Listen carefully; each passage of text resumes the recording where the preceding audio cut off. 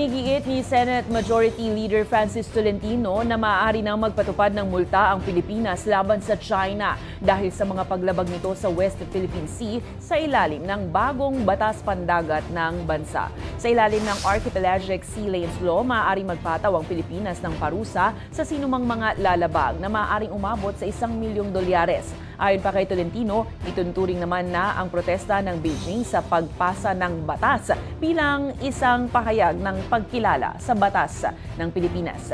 Samantala, naniniwala naman si Tolentino na magtatalaga si US President-elect Donald Trump ng mga opisyal sa gabinete para mapanatili ang katatagan sa Indo-Pacific region. They're involved in international trade, and IMO can implement sanctions if they don't abide by the ASL law. We have provisions. We have a provision that would even impose $1 million